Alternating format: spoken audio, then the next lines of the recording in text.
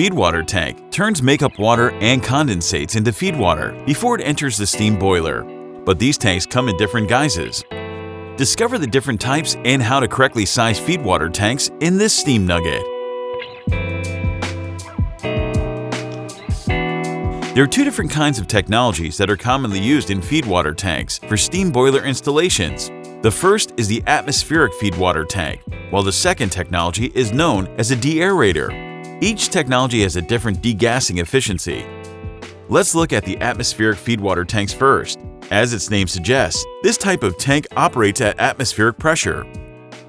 The maximum water temperature that can be reached at atmospheric pressure without vaporizing is below 100 degrees Celsius, 212 degrees Fahrenheit. That means some dissolved gases will remain in the feed water. They must be removed by chemical dosing. The lower the temperature, the more dissolved oxygen and carbon dioxide remain in the feed water, and the greater the consumption of oxygen and carbon dioxide scavengers will be. The second type is the deaerator or degasser.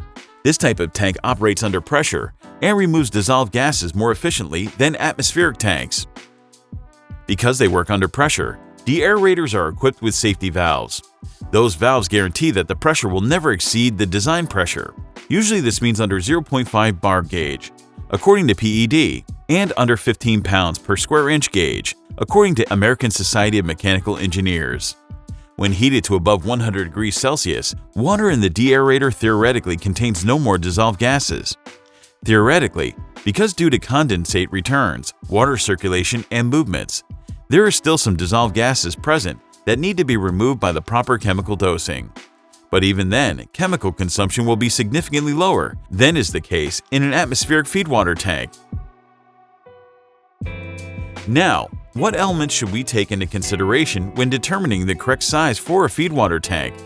Well, let's remind ourselves of the three main functions of such a tank: mix makeup water and condensate, act as a buffer tank, prepare the water to meet the required chemical-physical parameters.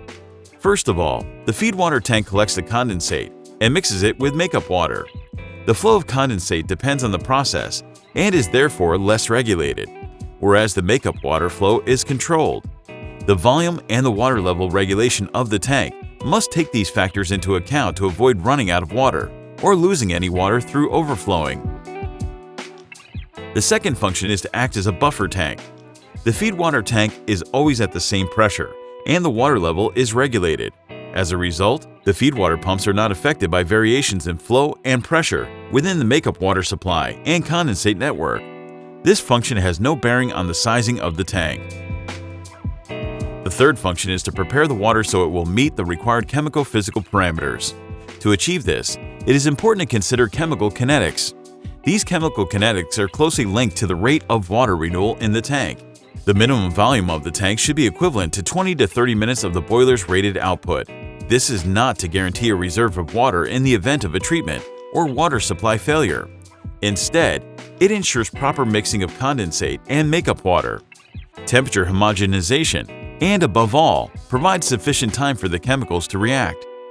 One of the other key parameters to consider is the degassing capacity of the feed water tank. In other words, the capacity of the steam injection system to heat the water up to 100 degrees Celsius. Let's look at what happens when the feed water tank is undersized. If the feed water tank volume is too small, the water renewal rate will be high, and the chemicals may not have time to work effectively. This will lead to an increased use of chemicals trying to achieve the desired dissolved oxygen and pH levels in the feed water tank and boiler. If the target values are not met, this could potentially lead to corrosion. If the degassing system is undersized, the temperature inside the feed water tank will not be high enough, and the thermal degassing will not be optimal. Improper thermal degassing will have to be compensated with chemical degassing, again leading to a higher consumption of chemicals. This is more costly, and it also impacts the conductivity, and therefore the continuous draining of the boiler. Now let's consider the consequences of a feed water tank that is oversized. Because they are usually well insulated, a much larger feed water tank than necessary would not result in significant thermal losses. The steam injection is controlled by a temperature or pressure sensor, which ensures that only the required amount of steam is used to reach the target temperature. Therefore, if the degassing system is oversized, this will not have any negative impact. Remember, feedwater tanks come in two types: atmospheric tanks and deaerators. Atmospheric feedwater tanks are simpler, but have a higher consumption of chemicals. Pressurized deaerators provide superior degassing and have more sustainable chemicals consumption.